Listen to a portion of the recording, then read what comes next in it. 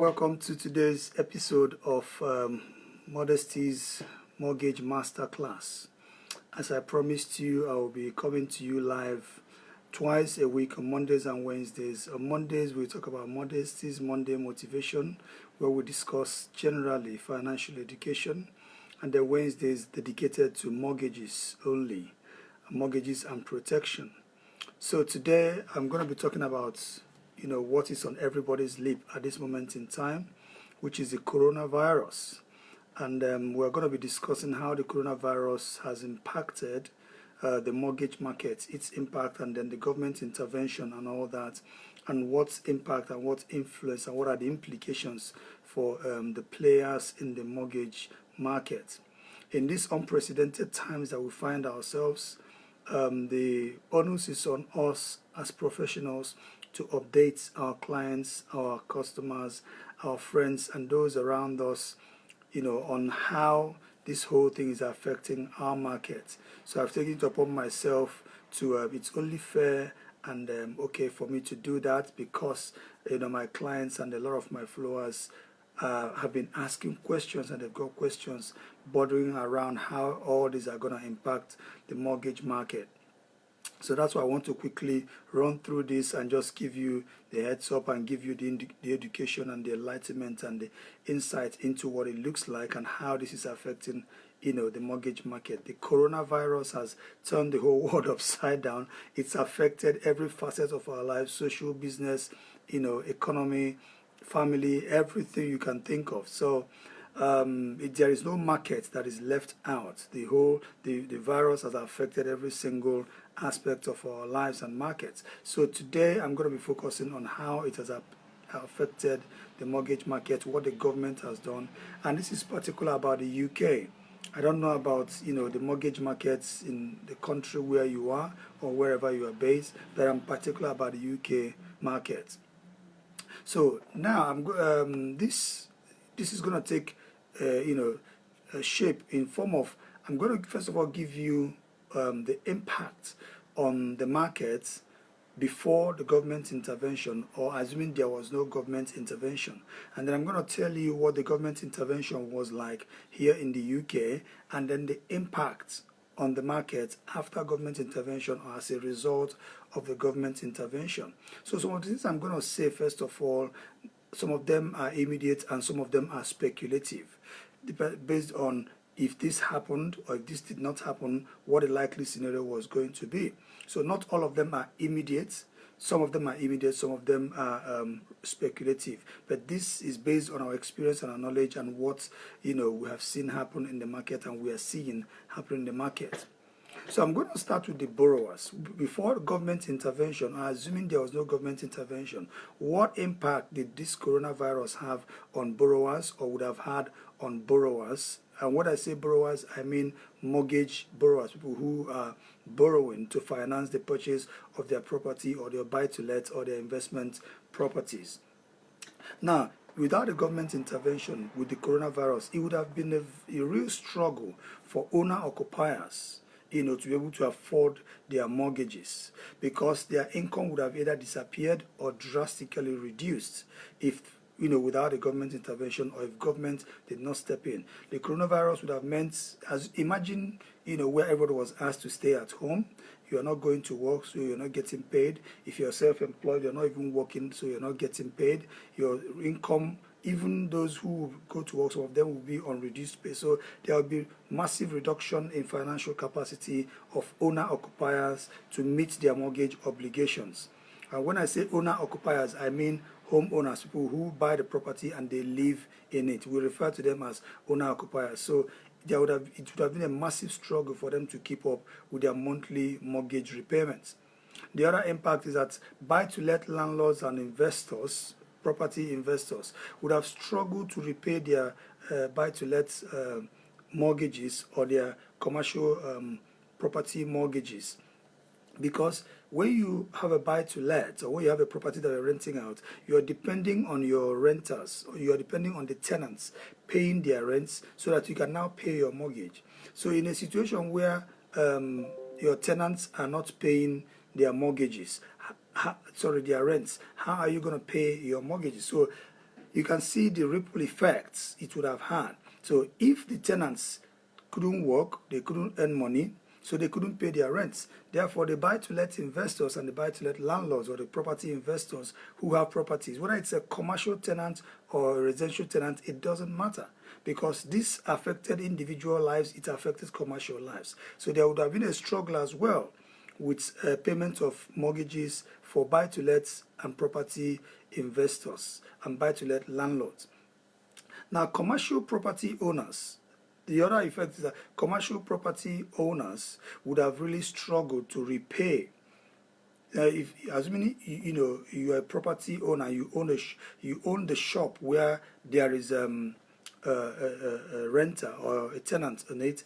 It might be a business, or some kind of service rendering business, renting your commercial space. If they did not pay their rent because they couldn't generate any income, how would you have been able to repay? So there will be a struggle again against on the side of commercial tenant landlords being able to repay their mortgages, because the income is not coming. If your business tenants are not making money, where are they going to get the money to pay you? So that would have been a big struggle as well. Now, there will also have been a serious drop in mortgage applications, because people would be worried about the more essential things, like food and water and energy bills, and keeping life going first of all before they think of buying properties. But property purchases in the UK are mostly financed through mortgages, and people make such big or huge financial decisions based on their assessment of their financial standings. So if they think that financially they are not in the position to make that huge call or that big financial decision, the confidence is not there for them to go ahead and make that mortgage application, because there is uncertainty about whether they can sustain that payment, because mortgages are financial commitment that last over a long period of time. I mean, 25-year mortgage term is not 25 days. So you've got to think about long term. You've got to assess, your not just your present financial circumstance, but the future prospects financially before you make that decision. So if that confidence is not there, it will be difficult for them to make that jump. So it would have affected the number of mortgage applications and drastically reduced number of mortgage applications, for property purchases. And there would have been increase in mortgage and rental arrears due to non-payment of rents or non-payment of mortgages. So there would have been a lot of people who would have, defaulted on their mortgages or would have defaulted on their rents, because, there is no money. And if there is no money, they can't pay. So, and they are focusing more on, like I said, the essential things like food and water and electricity and energy and all that.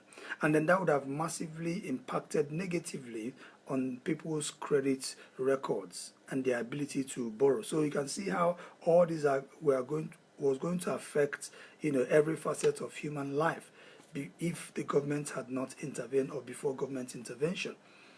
And then there would have been also a massive increase in evictions and repossessions. It would have been at an unprecedented rate, because landlords would tell the tenants, look, if you can't pay, you move out. So that's eviction. Repossessions, the lenders will come to you and say, well, you couldn't pay your mortgage and we have tried and you couldn't pay. We need to take back this property now. And so the rate of repossessions and evictions would have been unprecedented without government intervention. And it will lead to massive homelessness. Imagine how many people would have been out there homeless if there was no government intervention, if everyone was left to their own fate, if this whole thing took, ravaged the whole system, and, there was nothing coming forth from the government. The level of homelessness would have seriously spiked. Okay, and then there wouldn't have been a lot of move-ins and move-outs in terms of, property, people, moving homes, moving in and moving out. A lot of people would have preferred to stay in their property, maintained it, improved it, and stayed longer in their property because they can't afford to move. Either they cannot afford to borrow to buy a property, or they cannot afford to, upgrade and move out of their existing property to move into another one because there is no money, and their financial capacity would have been seriously and massively reduced by the coronavirus. So that's the impact it would have had on the borrower side of things, and even the renters. Now, what impact would it have had on the lenders? Number one is that there would have been a reduction in lending activity because nobody's applying for mortgages, and if nobody's applying for mortgages, it's automatically results into reduction in lending activity. So the lending books of the lenders would have been affected as well if there was no government intervention. Remember, these things are based on the assumption that there was no government intervention. Right? And then people will be shying away from borrowing because they don't have the financial capacity and the confidence to go and borrow.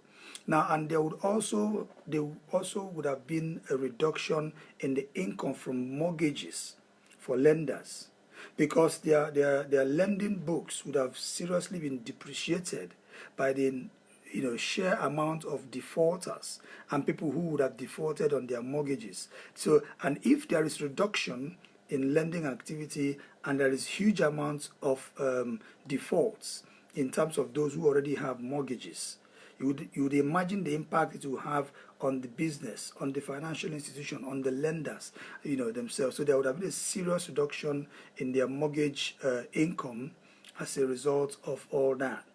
There would also have been a serious reduction in staffing and staff quality, and therefore it will affect the quality of service. But this particular one I'm talking to you about now is happening right now. Recently we've read on the newspapers and on several media publications about people having to wait for up to 10 hours to speak to their lenders, to speak to the banks, to speak to financial institutions.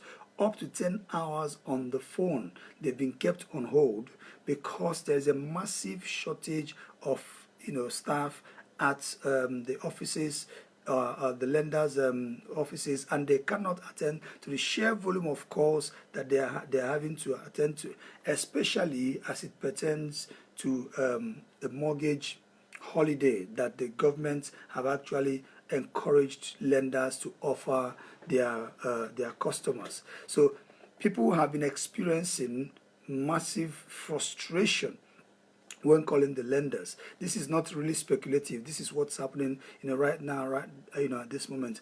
As a couple of days ago, we read that on several media publications. So that is the impact of the coronavirus on the mortgage market, and it would have been like that. And it's like that even with the government intervention. So this is not about this one is not speculative. This is what is happening, currently. Okay, and then there would have been increase in repossessions and legal costs to the lenders. And one thing that I know lenders do not like is repossession, because it's really stressful. It costs them a lot legally to do that and then the cost of either putting the property on the market and every associated cost that they really want to avoid it. So imagine if there was no government intervention, the amount of repossession cases that the lenders would have had to deal with will be mountain load. So that would have been a massive impact as well on the lender side. And then there would have been lenders. Some lenders would have exited the market because competition would have been very strife, and a lot of lenders wouldn't have been able to cope with the sheer number of defaults, reduced lending activity, and reduction in their lending capacity, because capital is not flowing, cash flow is not coming in, so they don't have money to lend and they haven't got money to sustain the business. You would have seen a lot of lenders exit the market because they can't stand the competition and they cannot sustain their business on the model that the coronavirus would have imposed on them. Okay, but now with all this, enter the government. And the government stepped in, seeing all these potential catastrophes. And the government stepped in and the government intervened.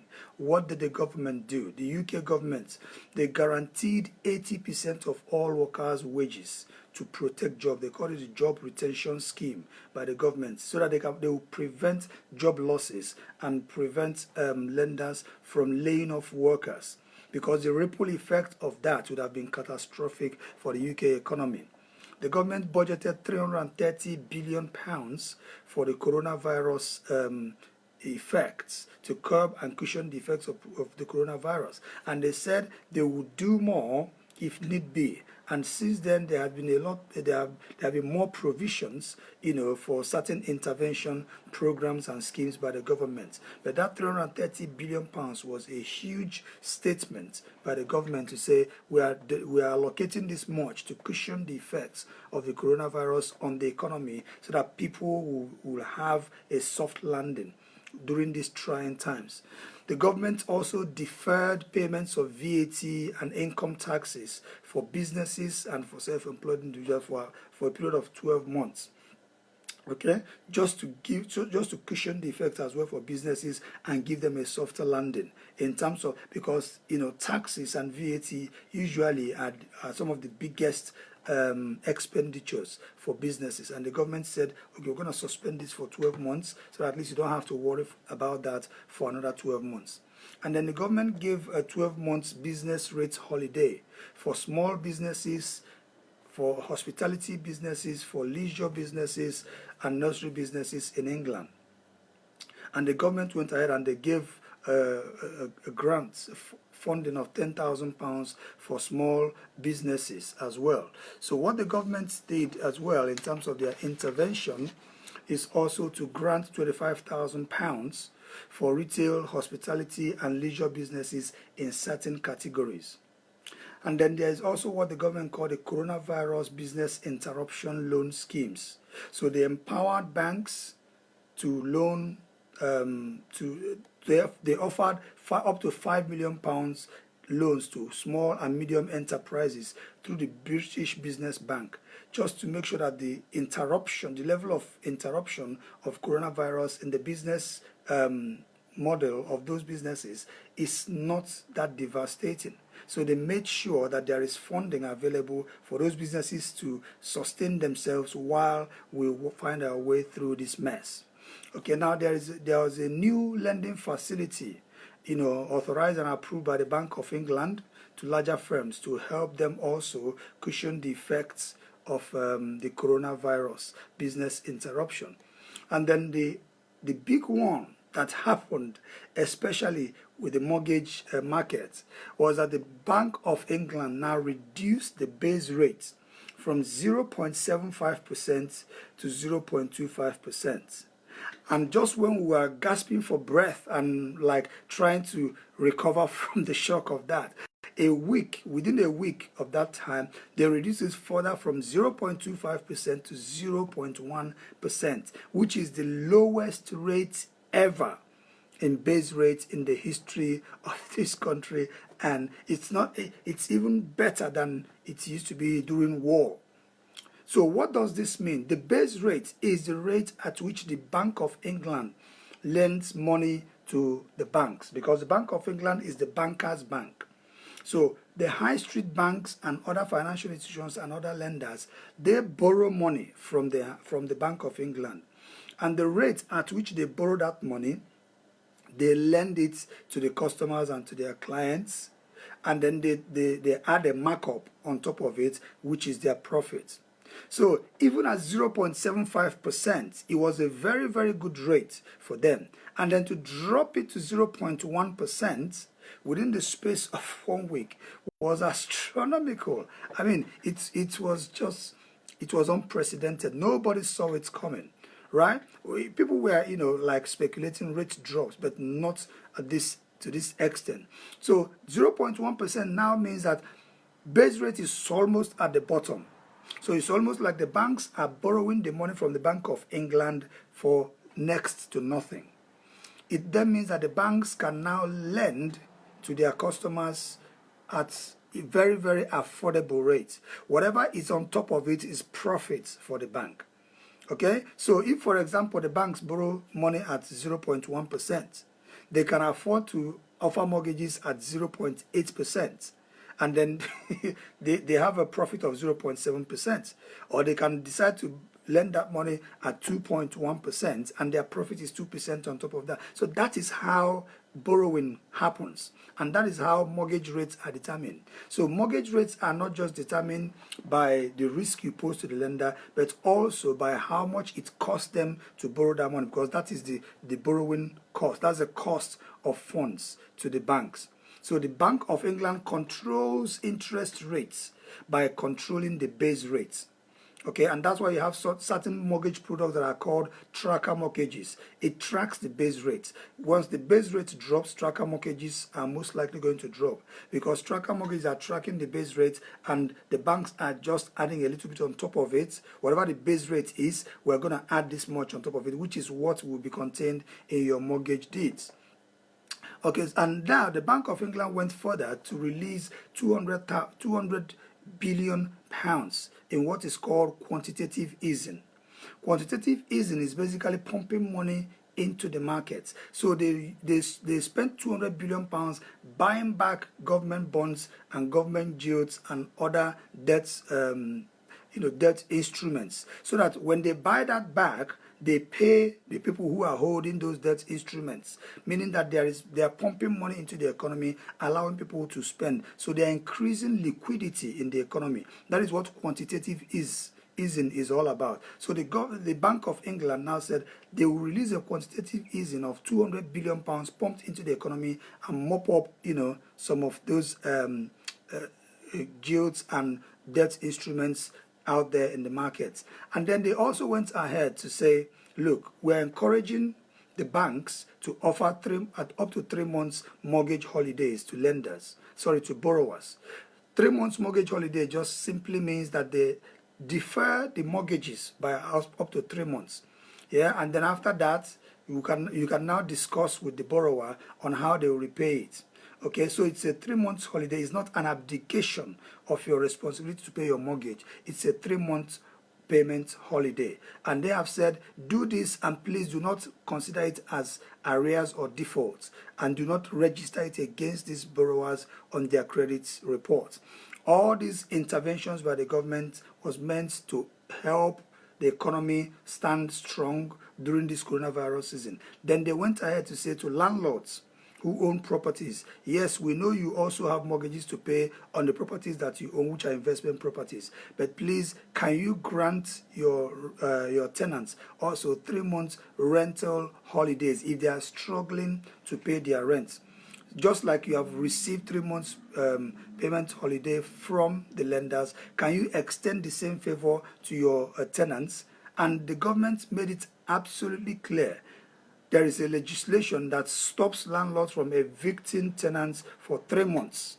Within this coronavirus season, you cannot enforce any eviction within that 3 months, at least for 3 months, so that landlords don't rush and kick people out of the property while they are still enjoying their their mortgage holiday. So it's all about getting everybody to work together to pull us through this, so that we can get through this together.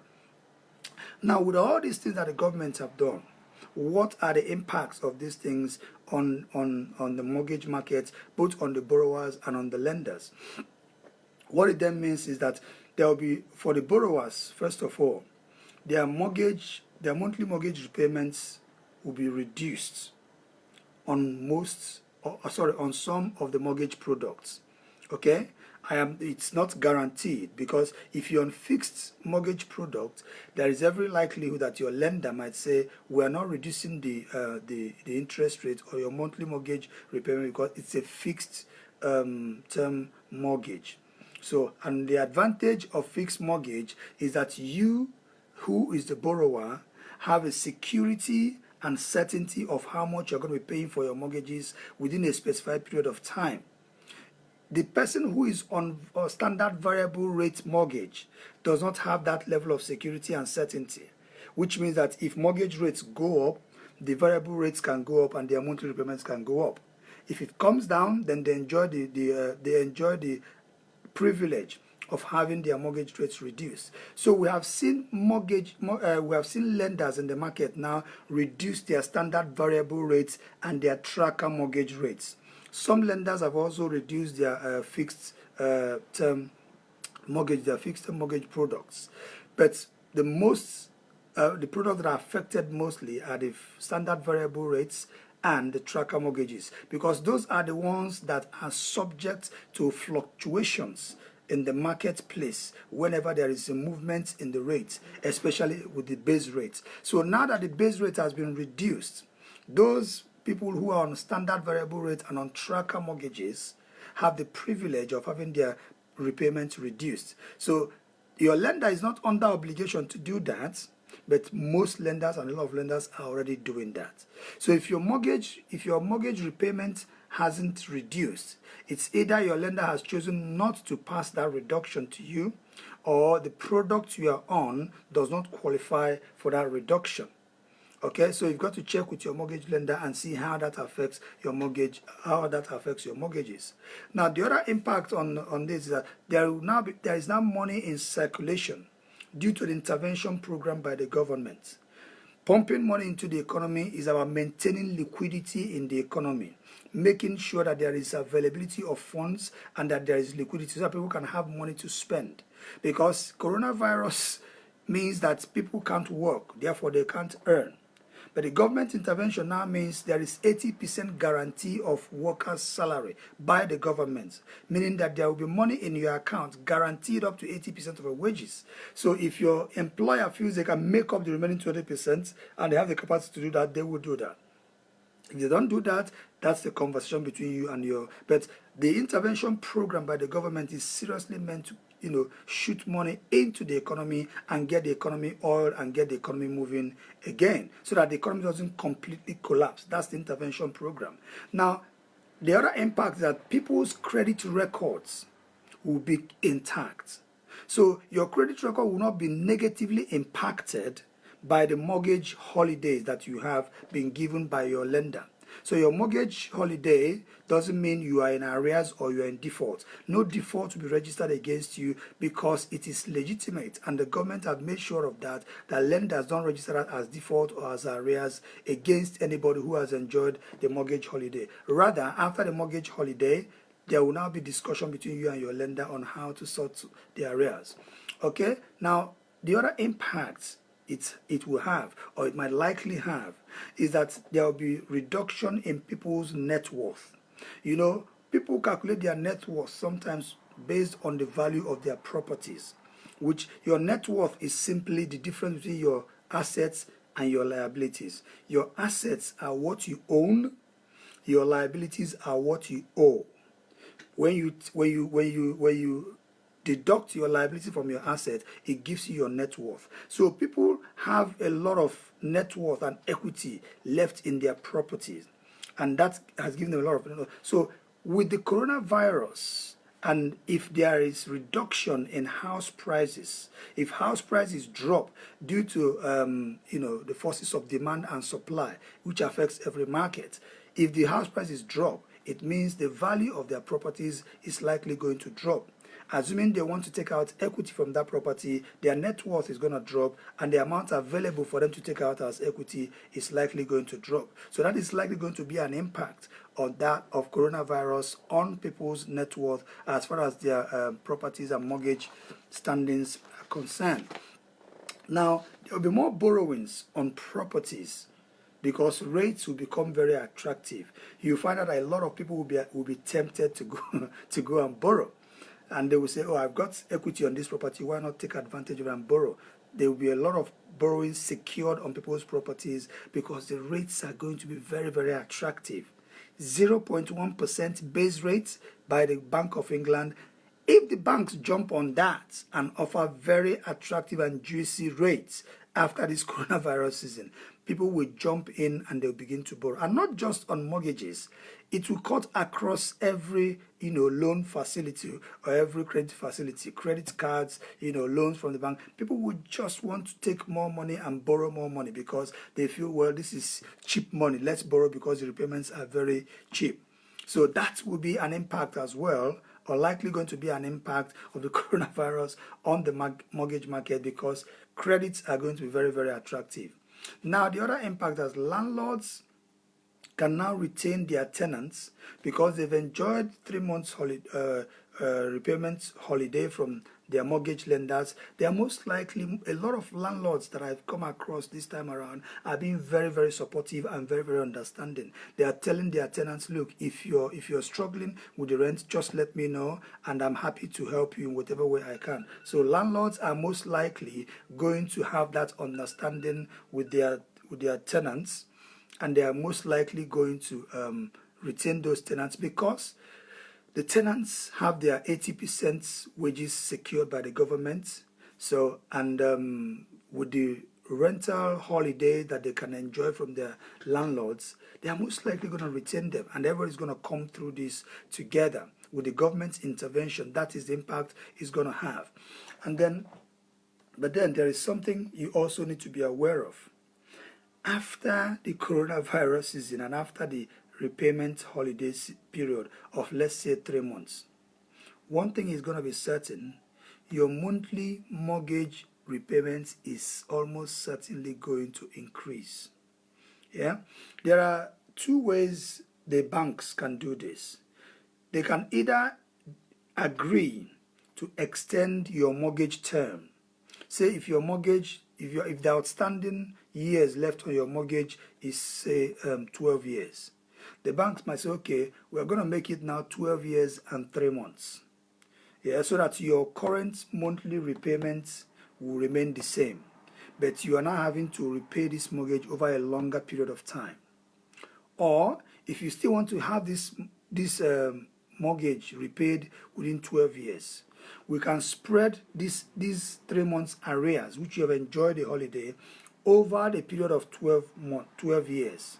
And then your monthly repayment will increase slightly, and then you keep that level of payments going for the remaining 12 years. These are discussions that you can have with your lender. And they can also suggest to you, look, keep paying what you're paying, and then will allow you to overpay when your financial circumstances improve. Which means in a particular year, if you have a very good year, you can decide to be overpaying, right? But then you will have to know that your mortgage balance, your outstanding mortgage balance, will increase by the amount of arrears you have accrued during that 3 months mortgage holiday. So it is not free money, okay? The holiday doesn't mean that you are not going to pay the mortgage. You're going to pay it, but then there will now be an understanding and a conversation between you and your lender on how best to sort that out. Okay, now there's likely going to be also spike in debts and arrears, because by the time the full impact of the debt deferment will be felt, so a lot of people will be in arrears. A lot of people will be owing money, because after that 3 months deferment of maybe your rent and your mortgages, those are debts that you've got to pay. So you've got that debt lying on your table. You have to work out how to pay it. Now, what's the impact of this on lenders? Number one, mortgage interest rates are likely going to be reduced by lenders. And like I said, we have already seen the reduction happening in standard variable rates and tracker mortgages. Lenders are having, a lot of lenders now are reducing their rates because the cost of borrowing to them from the Bank of England has reduced. So they are passing on that savings onto their customers at the moment.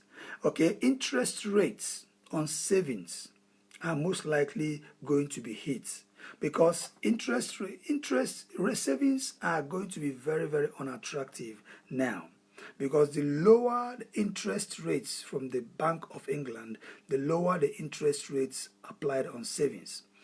Some of the funds that you are getting as loans from the banks, they generate it from savings.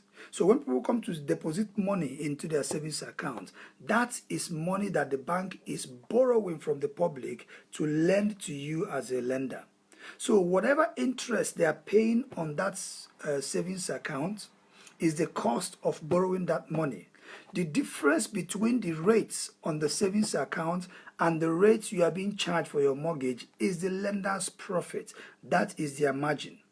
So that is one source of borrowing for the lender, borrowing this money from the public who has said, keep this money for me, I don't need it immediately. They can then lend that money to you based on their calculation of their liquidity ratio. They already know how much they will need to pay out within a certain time and how much they can lend.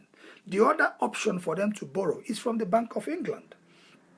So if the Bank of England has money to lend them at 0.1%, well, what is the attraction then for them to borrow from you to get this money and pay you this interest rate on top of it?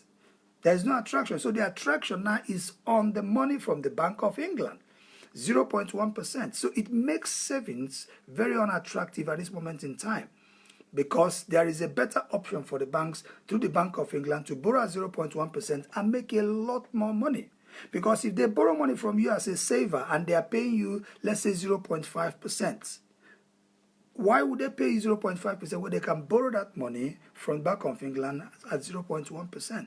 So it's one disadvantage of that on savers, but then it's an advantage on for borrowers, because they are having to borrow at a very, very low interest rate.